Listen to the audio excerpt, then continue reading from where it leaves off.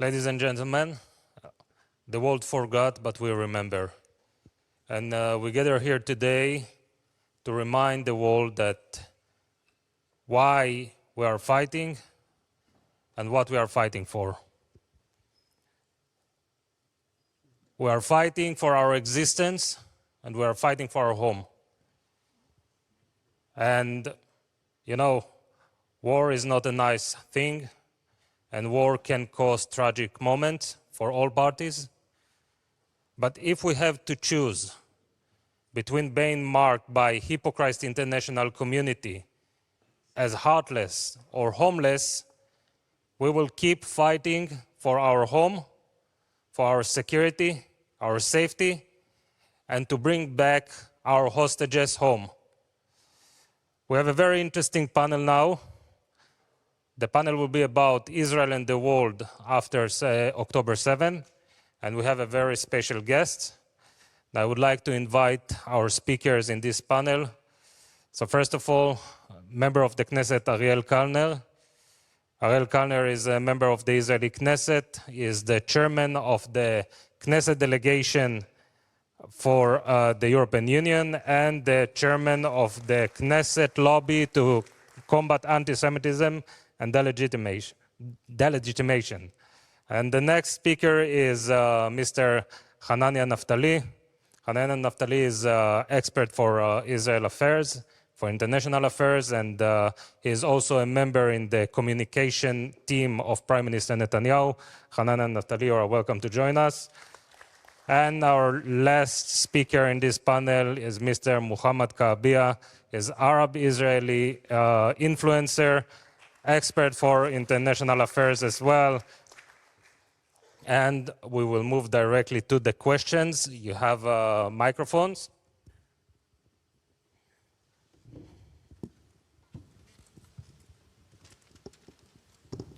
So, gentlemen, our first question is maybe the most obvious question, and is regarding the gap, the change that happened in international community regarding Israel.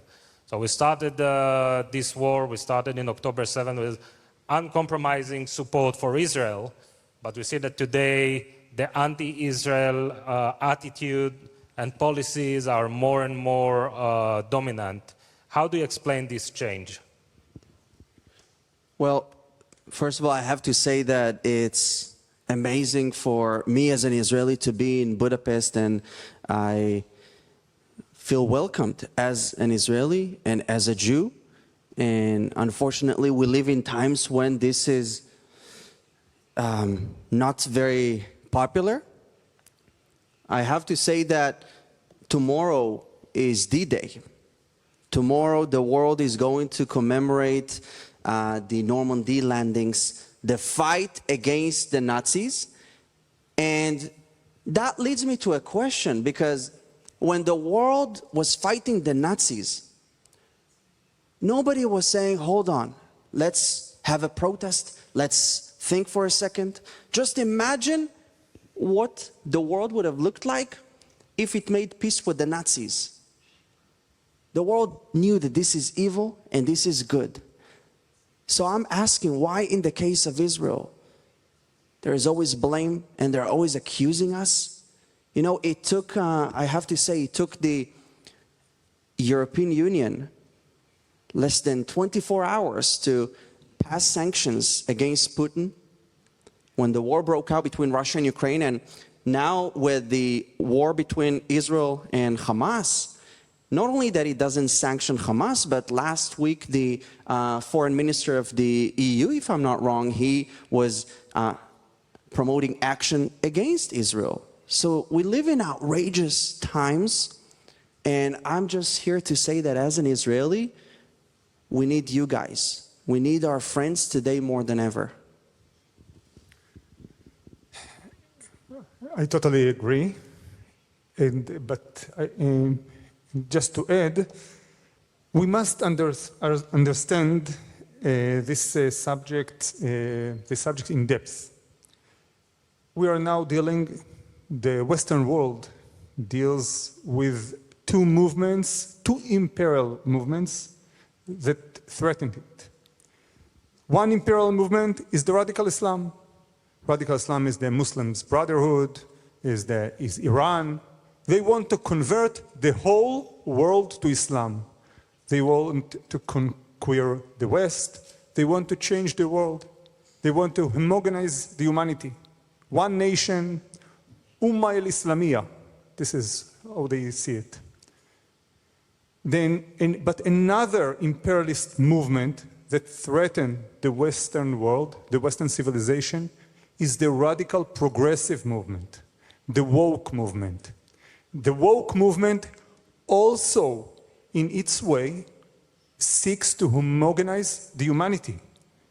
It wants to erase the identities, the religious identities, national identities, familial identities, even sexual identities.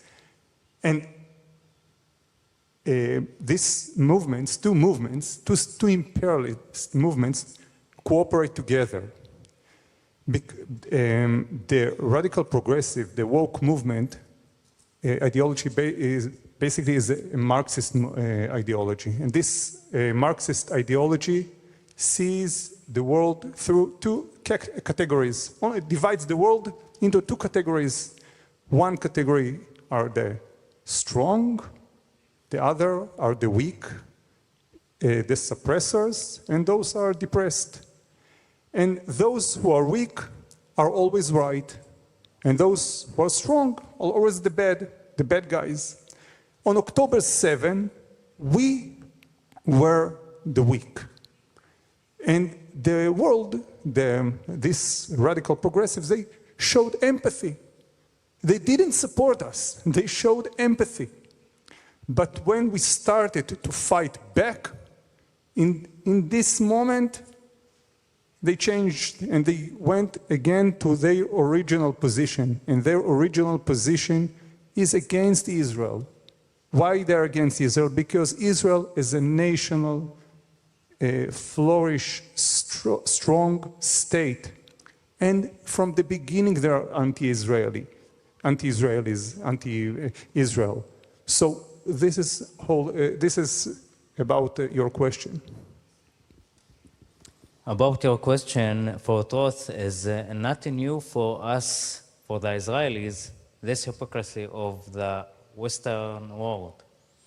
Because always the world didn't want to deal with what happening surrounded Israel, and he want to deal only with happening in Israel. I will give you some examples about that. We have war in the south of Israel and the north of Israel. Hamas killed Israeli people, civilian people, murdered them, slaughtered babies, and raped women. Hezbollah also every day shooting missiles and rockets to Israel. Just before 10 minutes, Hezbollah shooted missiles to a Arab Druze village in the north of Israel, and harmed there, I think, between 5-10 people. And they never separate between who is Arab or not, because they want to kill every Israeli. And the world want to deal only with Israel. They don't put the focus about what's happening in Sudan and Darfur. They didn't put the same focus that they're putting now in Israel when Assad regime killed his people, more than 500 of thousands of people, Syrian people that he killed. And they didn't put the same focus on what's happening in Ukraine, what Putin doing to Ukraine, because the most interesting things and exotic subject to speak about and to speak about in the UN and everywhere is the Israeli-Palestine conflict, and how to force the Israelis to give up and to give the Palestinian that controlled by terror organizations that have an Iranian agenda to attack Israel. Okay, since we are a bit short by time, so we'll skip on a few questions. But it's really, I'm really curious to hear your opinion because all of you are experts. You have a lot of experience in interaction with the international community and people around the world. There is a direct line connecting the campuses in the United States to the streets in Europe. And I want to ask for your opinion. Do you think that this is just another bad wave that will finish after the world will end? Or maybe we are dealing here, we're facing some new era in evolution of anti-Semitism? Well, this is a fantastic question. I think that this is a growing trend, unfortunately, but I'll explain why. Because it's my generation. My generation wants to be part of something. My generation wants to be included. And the Free Palestine movement is including them. The Free Palestine movement is something where they feel like they belong, and it's very easy to lie to people that want to be part of a movement, especially when you include the word free. So it's for free, and you stand for supposedly freedom, but of course it's one big lie. And I think that, I'll say quickly, I think that we live in a world where it's trendy to be a victim. Victimhood brings likes, victimhood brings attention, and the world, the mainstream media, should I say, has a problem with strength, because Israel is not the underdog. We are not weak. The mainstream media was okay with the Jews being weak. Pay attention to this. The world has a problem, the mainstream media has a problem with strength. They don't like when Israel is strong. They don't like, the EU does not like that Hungary has its own policy because they see it as too independent. But guess what? We have to continue telling the truth. And another sentence that I want to say, even if you lose a war, that does not make you a victim. Even when Hamas is losing the war to Israel, that does not make Hamas a victim. Hamas perpetrated the most horrific massacre against the Jews since the Holocaust. Keep that in mind. We are fighting to bring our sons and daughters back home. We cannot allow ourselves to not do anything. As you are listening to me right now, as we are sitting, brothers and sisters, Muslims and Jews, there are Muslim hostages, there are Jewish hostages, there are American citizens who are hostages. Are we expected to sit back and to watch how that develops? We refuse to do that. He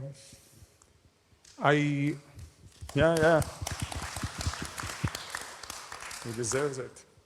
Tamir, I would say that yes, the answer to your question is yes. And we are now facing with new mutation of anti-Semitism. Anti-Semitism is something that the anti-Semitism in the Middle Ages is not the anti-Semitism of the racist anti-Semitism, of the anti-Semitism of the Nazis. And now is a new mutation of anti-Semitism. I think Hamas intentionally, deliberately attacked and killed, tortured, raped, committed the crimes against humanity by any definition. Anyone with a shred of humanity should stand with Israel and should say, this organization, this ideology should be eliminated with no if, with no but. This radical ideology is a threat on any civilization. This barbarism is a threat on any civilization. There are no excuses. And if we see professors and protesters and intellectuals and students and I don't know, anyone who supports it, who gives legitimization to such to the most to the total evil. I don't know how to call it, except of anti-Semitism, and we should call and we should define it as it is. And I think, and I feel here to be with you, true partners, upright people, people who know how to distinguish between good and evil. This is so important in our world, and we all need to stay together against this evil. Thank you.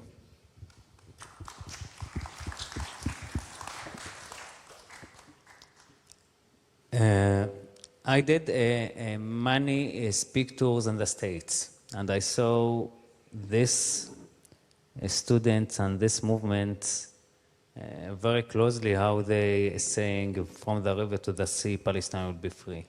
But they saying that these things have to be by intifada and by war. And when they saying intifada, I'm sure that they don't know what's meaning intifada. Some of them they know, but the majority of the students, they don't know what's meaning intifada, because they never experienced intifada.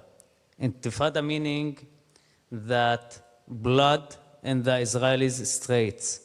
That intifada meaning that civilians and innocent people killed in the buses and in the cafes. Intifada meaning that tourists coming and bomb themselves in public centers. And when I saw that, I asked myself, how can the governments in the States or in Europe give these people the freedom to do that? Because it's a big danger. First of all, a big danger for these countries, because if one day these students will be a leadership in these countries, and they want to do something, or they want to change something that support and promoting their agenda, they will use the intifada way inside these countries to get their agenda and their interests.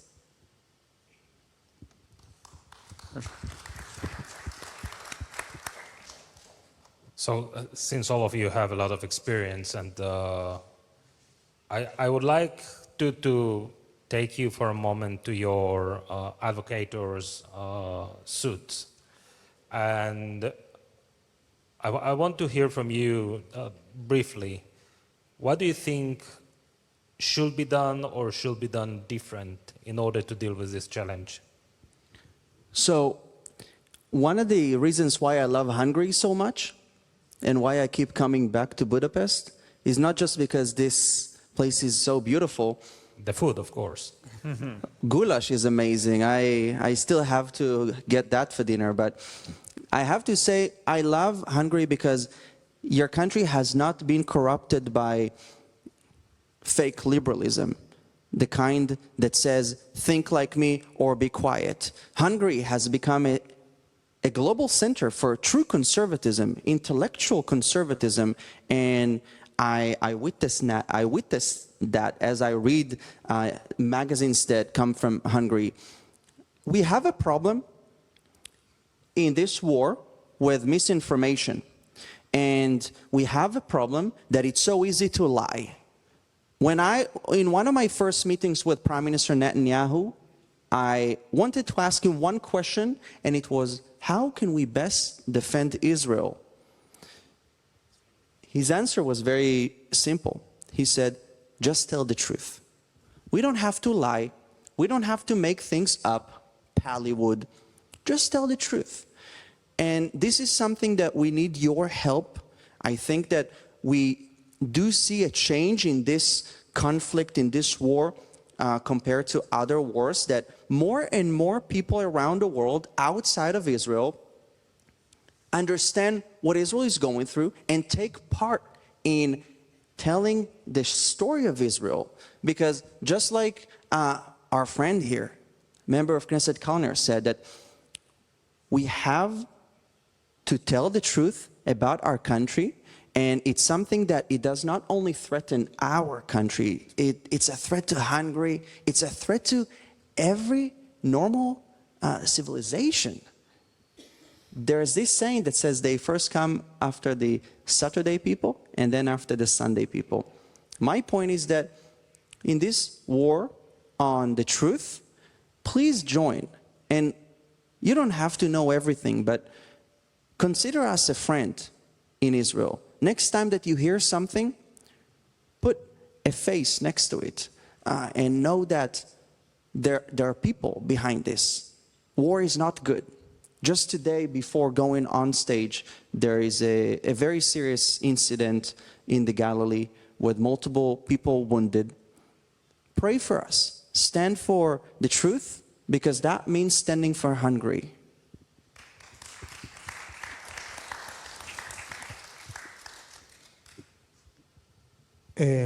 We need to stop apologize. We need to tell the truth. As I said, as Hananya said before, we need to stand bravely against all these lies. We need to understand that we are fighting against the evil. We are fighting with the new threat on the civilized world. And we want future for our kids, for our next generations.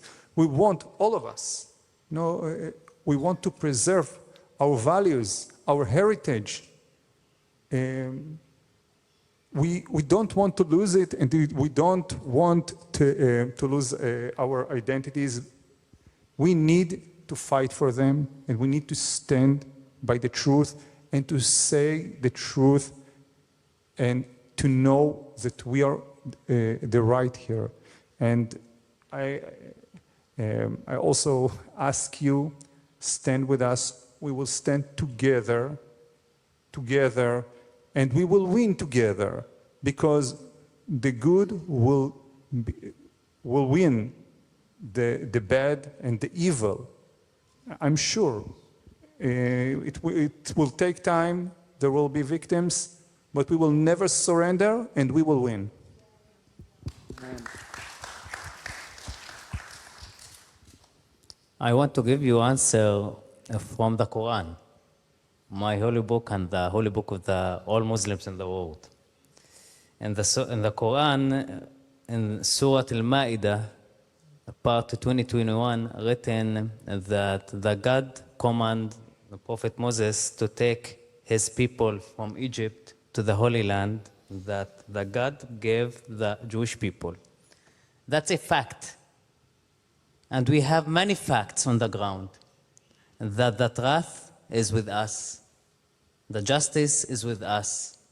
And if Hamas and other radical Islamic movements take the religion as a case for their terror activities, is a false, because the Islam and the religion is support and call the Muslims to respect the Christians and the Jewish, because they are the holy books people.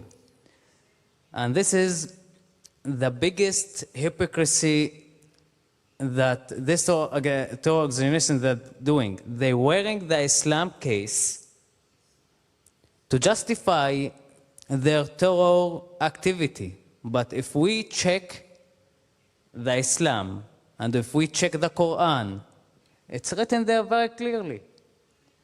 The Jewish people and the Christian people, they are people that we should to respect. And if they taking I think that the most important thing for the person is the faith, is his religion, and doing with it what they're doing. Then I think that we have to fight these people, and we have to check the facts. We have to share the truth, because the truth is very clearly. The justice is in the side of Israel, and we need you. We need everyone that believe that the justice is beside Israel to support the Israelis inside the campuses, inside the towns, in all your countries. Because if you don't do that and sit down beside and you think that it's not my issue, it's not my problem, one day it will be your problem because you will deal with these people. Thank you, Mohamad, for these brave words. Thank you very much. As I said, we're a bit short of time, so I will get to the last question. And I'm really, Hananya talked a bit about, so I think maybe we should dig in a little bit on this issue, because after all, we're in Budapest, we're in Hungary. And I think that Hungary today is probably the best ally of Israel, the best friend of Israel around the world, even more than the United States. When you see the American pressure on the Israeli government right now to get a ceasefire, even in the cost of not bringing all the hostages back home. So definitely Hungary is probably the best friend of Israel around the world today. My question is, how do you explain it? Why do you think? What do you think is the reason for that? I think that it's Hungarians and Israelis understand that both our countries have a great future and that we are tasked with building this future. So to me, it's when I come to Hungary, I'm breathing and I'm so happy because I feel safe. I'm not advised to hide my Jewish identity. We went to eat at a restaurant, flag of Israel outside, images of hostages reminding people what's going on are outside, where in other countries in Europe, people are tearing down images of hostages and don't care for human life. So I think that this bond that is a reality between Hungary and Israel, it's something that it is our responsibility to make sure that our future grows stronger together. I'm so happy that in Hungary, Jews are safe and that there is decisive action against acts of anti-Semitism. Because I feel like the people in Hungary understand that acts of anti-Semitism is acts against Hungary and it's acts against Hungarian people. So I'm here on behalf of, if I can speak on behalf of Israelis, I will say thank you for being a beacon of light in such a dark time. I think that Hungary shares many values with Israel, respecting the heritage, the religious identity, strong religious identity, strong national identity. And this is why the radical progressives hate Hungary. In the beginning I said there are two imperialist movements. One is the radical Islam and the other is the radical progressive movement, the woke movement. They hate Hungary because Hungary is a light, as you said, in the darkness. Is a light because Hungary fights to protect its national identity, its national values, its religious values. its heritage, and this is something we share. The Israel and Hungary share together these values, and we will protect together these values.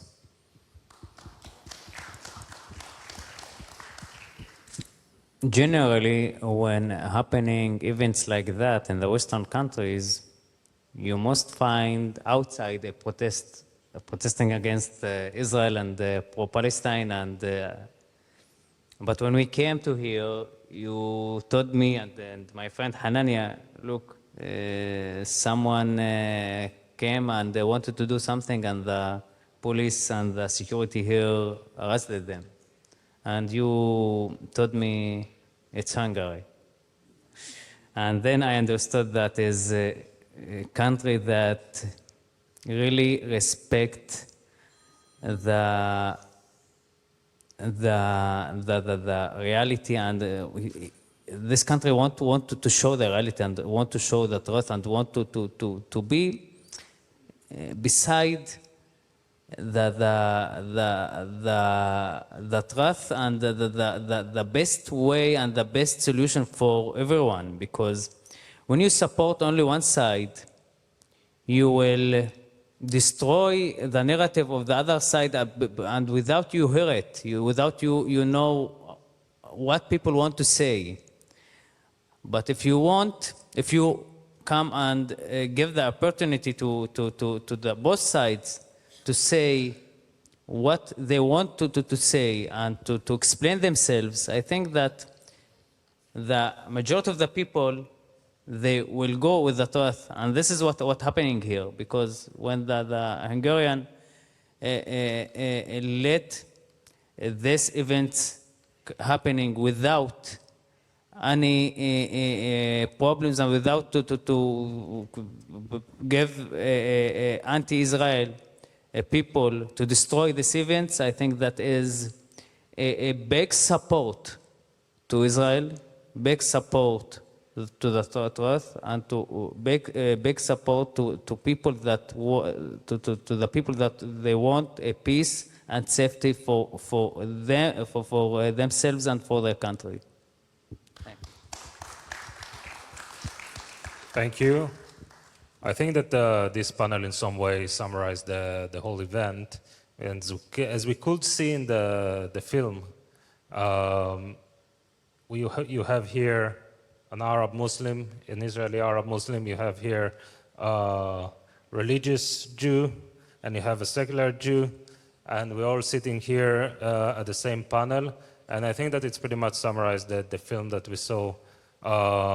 That, you know, October 7 was not attack only on Jews.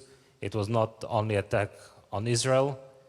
It was an attack on human. It was an attack, it was a crime against humanity, not only against Jews and not only against Israel. And this is something we have to remember, and if we can summarize this panel in one sentence, is follow the truth. So thank you to the panelists, and thank you for the audience. Thank you.